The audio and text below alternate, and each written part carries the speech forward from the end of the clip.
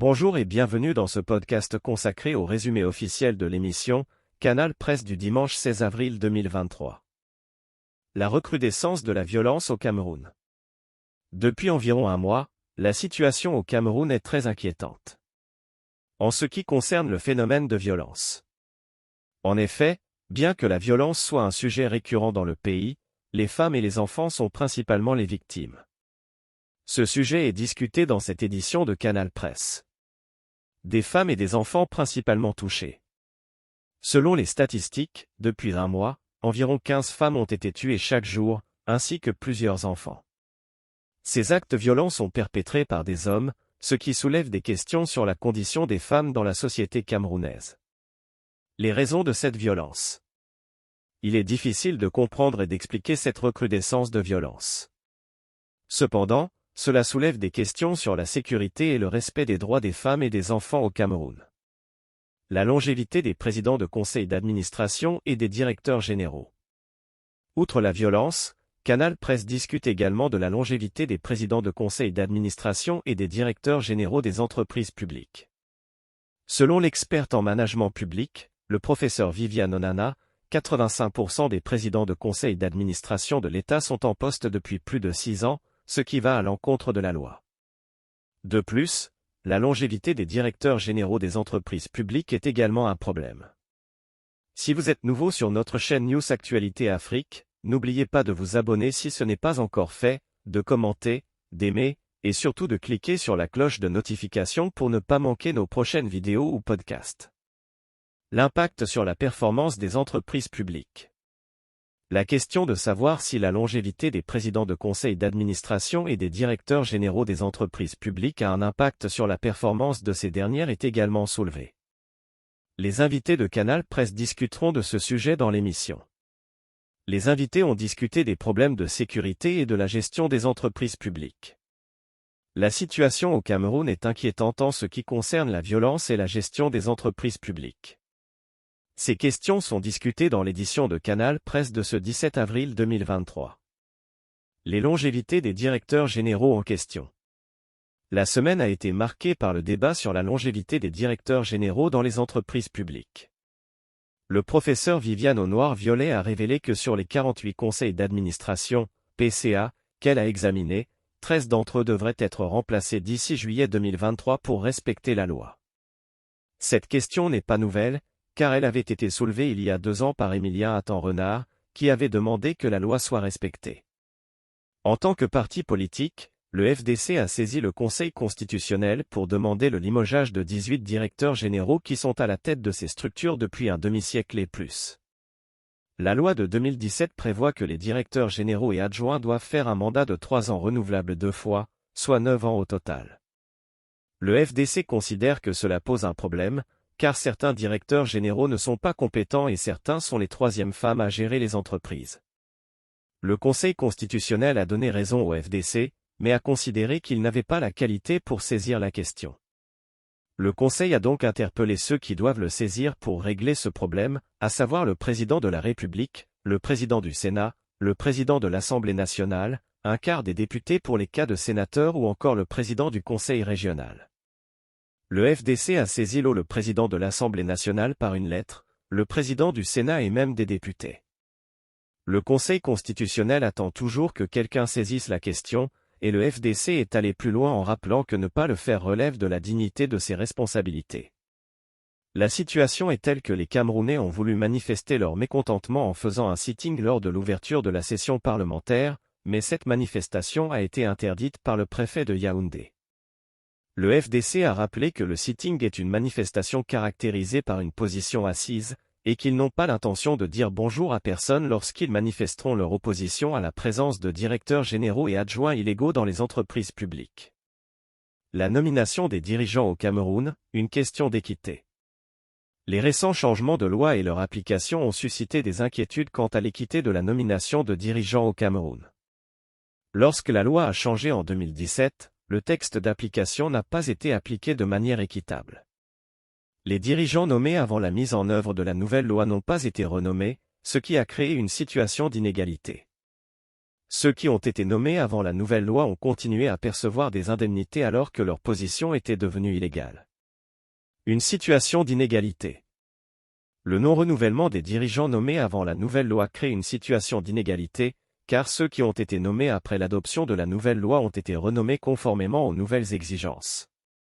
Cette inégalité est aggravée par le fait que les dirigeants nommés avant la nouvelle loi continuent de percevoir des indemnités, même s'ils n'ont plus le droit de travailler.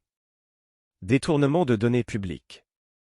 Les dirigeants nommés avant la nouvelle loi et qui continuent de travailler sont en situation de détournement de données publiques. S'ils sont nommés illégalement et continuent de percevoir des indemnités, cela équivaut à un vol de l'argent public. Les indemnités perçues illégalement représentent une perte importante pour le trésor public. Une question de performance. L'âge et l'expérience ne garantissent pas une bonne performance. La longévité de certains dirigeants pose un problème pour les jeunes qui cherchent à occuper des postes à responsabilité. Les jeunes sont souvent confrontés à la question de l'expérience, mais comment peuvent-ils acquérir de l'expérience si les postes sont occupés par des personnes qui ont déjà travaillé pendant plusieurs décennies? Une nécessité d'équité. Pour éviter les inégalités et le détournement de données publiques, il est nécessaire d'appliquer les lois et les textes d'application de manière équitable. Les dirigeants nommés avant la nouvelle loi doivent être renommés conformément aux nouvelles exigences, et ceux qui continuent de travailler illégalement doivent être sanctionnés. Il est également important de favoriser l'émergence de jeunes talents en leur donnant des opportunités de travail à responsabilité. Dans l'ensemble, il est important de garantir l'équité dans la nomination des dirigeants au Cameroun. Les lois et les textes d'application doivent être appliqués de manière juste et équitable pour éviter les inégalités et le détournement de données publiques. En outre, il est important de donner aux jeunes des opportunités de travail à responsabilité afin de favoriser leur développement professionnel. Le cumul de fonctions, une pratique nuisible à la gouvernance d'entreprise au Cameroun. Le fait de laisser les dirigeants d'entreprise cumuler des fonctions de manière excessive est un phénomène courant au Cameroun. Cette pratique a des conséquences néfastes sur la gouvernance des entreprises publiques et privées. Dans cet article, nous examinerons l'impact du cumul de fonctions sur la gouvernance d'entreprise et son effet sur les performances de ces entreprises. Une pratique qui nuit à la performance des entreprises. Les rapports de la Commission technique de réhabilitation des entreprises établissements publics en Espagne montrent que 6 entreprises sont surendettées et manquent de budget. Ces entreprises sont victimes du manque de performance de leurs dirigeants. Le cumul de fonctions peut être considéré comme une cause de cette mauvaise performance. En effet, lorsque les dirigeants cumulent plusieurs fonctions, ils n'ont pas assez de temps pour se concentrer sur leur travail et pour améliorer les performances de l'entreprise. Les hypothèses liées au cumul de fonctions. Il y a 3 hypothèses qui peuvent être liées au cumul de fonctions. L'incitation salariale. Lorsqu'un dirigeant est satisfait de son salaire, il ne se soucie pas des 2 autres hypothèses, à savoir le mandat et le contrôle. Le mandat, la durée du mandat est un problème qui peut empêcher un dirigeant de se soumettre à un contrôle régulier. Le contrôle, un contrôle régulier des entreprises peut améliorer la performance des entreprises. Si la performance augmente, le salaire du dirigeant augmente également. Si la performance diminue, le salaire diminue. Les conséquences du cumul de fonctions sur les dirigeants. Le cumul de fonctions peut mettre les dirigeants dans une situation délicate, car les actes qu'ils posent peuvent être illégaux. Le fait de percevoir un salaire pour une fonction qu'ils n'exercent pas pleinement est également illégal. Les dirigeants qui cumulent les fonctions doivent donc démissionner pour éviter de se retrouver dans une situation délicate. La question de la responsabilité du commandant en chef gouverne. La plupart des dirigeants d'entreprises au Cameroun cumulent des fonctions dans plusieurs entreprises. Cette pratique est nuisible à la gouvernance d'entreprise et doit être découragée. Le commandant en chef gouverne doit être responsable de la nomination de ses dirigeants d'entreprise et doit s'assurer qu'ils exercent leurs fonctions correctement. Le cumul de fonctions est une pratique qui nuit à la gouvernance d'entreprise au Cameroun. Il est temps de mettre fin à cette pratique et d'encourager la nomination de dirigeants d'entreprises compétents qui se concentrent sur une seule entreprise. Les dirigeants d'entreprise doivent prendre leurs responsabilités et démissionner s'ils cumulent trop de fonctions. La gouvernance des entreprises publiques au Cameroun et la recrudescence de la violence dans la société. Gouvernance des entreprises publiques au Cameroun. La gouvernance des entreprises publiques au Cameroun est médiocre et doit être revue pour permettre l'épanouissement et l'évolution du pays. Certains oripeaux qui prennent le pas sur l'inégalité des adjoints doivent être dépoussiérés. Les représentants des administrations dans ces conseils d'administration doivent également respecter la loi, qui stipule que 6 mois avant l'heure de départ à la retraite, ils ne doivent plus occuper de poste. Malheureusement, il y a des cas où certains sont allés en retraite dans 2 mois, voire 1 mois, mais continuent d'occuper leurs fonctions. Il est donc important de remédier à ces problèmes pour revenir à un état de droit. Le président de la République a institué que ces entreprises sont devenues des entreprises familiales au lieu d'entreprises publiques. Recrudescence de la violence dans la société. La recrudescence de la violence dans la société camerounaise est un phénomène récent qui a pris de l'ampleur ces dernières années. En effet, ces derniers temps, on a recensé au moins 15 cas de femmes tuées par des hommes sur une période de 50 jours seulement. Ce phénomène touche de plus en plus les femmes et les enfants, ce qui est alarmant. La violence envers les femmes doit être interprétée comme la fin de la famille. Un exemple récent de violence manifeste a été enregistré à Nanga et Boko, où un présumé auteur des 6 meurtres a été arrêté. Cependant, il s'est suicidé dans les cellules de la division régionale de la police judiciaire du centre, après avoir été gardé à vue depuis dimanche dernier. Il avait trompé la vigilance de la dizaine de ses codétenus en exprimant le besoin pressant d'aller aux toilettes, puis avait utilisé une ficelle de sa culotte pour se donner la mort. Son oncle lui avait rendu visite et il lui avait avoué les 6 meurtres qu'il avait commis, exprimant son dégoût de la vie et son souhait de ne plus vivre cette situation. Le corps a été déposé à la morgue de l'hôpital central de Yaoundé. Le nombre de cas de violence envers les femmes, les enfants et les meurtres de toutes sortes est alarmant et ne doit pas être pris à la légère. Il est temps de prendre des mesures pour protéger les plus vulnérables et mettre fin à cette violence. La violence en politique et l'échec de la socialisation dans la société camerounaise. La violence en politique et dans la société camerounaise est un sujet de préoccupation majeure. Alors que certains observateurs soulignent le rôle de la politique dans la montée de la violence, d'autres voient la socialisation défaillante comme la principale cause. En tant que leader politique, il est important de condamner tous les actes de barbarie, qu'ils soient commis par des hommes ou des femmes, des gangsters ou des sorciers. La société camerounaise et la montée de la violence. La société camerounaise est devenue un peu plus violente en raison de l'échec de la socialisation. Les modes de socialisation ont échoué, en particulier au niveau de la famille, où les enfants sont exposés à la violence à travers les dessins animés qui les initient à la violence. Les parents doivent être vigilants quant aux programmes télévisés auxquels leurs enfants sont exposés. Les établissements scolaires ne se préoccupent plus que de la réussite aux examens et ont abandonné la formation du citoyen. L'échec de l'école. Les établissements d'enseignement secondaire, tels que les lycées et les collèges, ont démissionné de leur mission de formation des citoyens. Ils se concentrent uniquement sur l'obtention de diplômes. Les activités parascolaires qui initiaient les élèves aux valeurs telles que le bénévolat et le leadership sont mortes. Les établissements scolaires doivent revenir à leur double mission, la formation pédagogique et la formation des citoyens. La jeunesse et les valeurs du volontariat. Il est essentiel que les jeunes soient initiés aux valeurs du volontariat et du bénévolat. Les enfants doivent apprendre à donner de leur temps et à aider leur communauté. L'enseignement de ces valeurs peut réduire le degré de violence dans la société. Le parti politique FDC estime que l'école doit jouer un rôle plus important dans la promotion de ces valeurs. Les établissements scolaires doivent être le lieu où les jeunes apprennent à être responsables et à humaniser leur environnement. En conclusion, la violence en politique et dans la société camerounaise est un sujet de préoccupation majeure. Les modes de socialisation ont échoué, en particulier au niveau de la famille et de l'école. Il est temps de revenir aux valeurs qui ont façonné la société camerounaise dans le passé et de les inculquer aux jeunes générations. Les établissements scolaires doivent jouer un rôle plus important dans la formation des citoyens. Les jeunes doivent être initiés aux valeurs du bénévolat et du volontariat. La promotion de ces valeurs peut réduire le degré de violence dans la société. Les détails importants dans la relation de couple. La relation de couple peut être une expérience merveilleuse pour beaucoup de gens. Cependant, cela nécessite un travail continu et une attention aux détails qui peuvent sembler insignifiants. Dans cette optique, il est important de faire attention aux petits éléments qui peuvent changer le cours d'une relation et de rester attentif à l'environnement. Les influences négatives de l'environnement. L'environnement peut jouer un rôle important dans la dynamique d'un couple. Parfois, les influences externes peuvent altérer l'attitude de l'un des partenaires et changer la dynamique de la relation.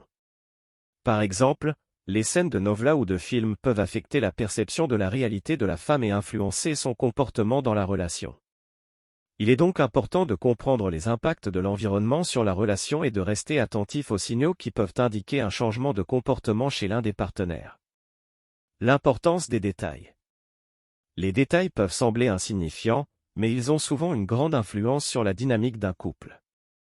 Par exemple, le simple fait de sentir l'odeur du brûlé peut conduire à une conversation désagréable et altérer la communication entre les partenaires.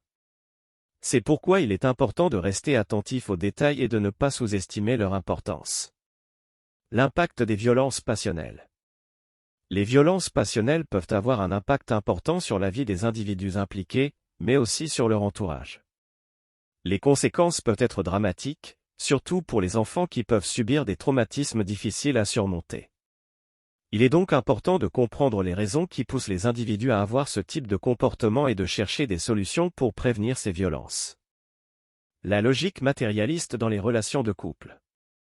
Dans notre société, la logique matérialiste peut souvent influencer les relations de couple. Parfois, les individus sont prêts à tout pour atteindre leur objectif, ce qui peut conduire à des comportements égoïstes et nuisibles pour la relation. Il est donc important de comprendre la pyramide des valeurs qui influencent notre environnement et de rester vigilant aux influences négatives. En somme, la relation de couple nécessite une attention particulière aux détails et à l'environnement. Il est important de comprendre les influences négatives qui peuvent altérer la dynamique de la relation et de rester vigilant aux signaux qui peuvent indiquer un changement de comportement chez l'un des partenaires. Enfin, il est important de comprendre les raisons qui poussent les individus à avoir des comportements violents et de chercher des solutions pour prévenir ces violences. Les défis de la violence dans la société. La violence est un phénomène qui s'étend progressivement à toutes les sphères de la société.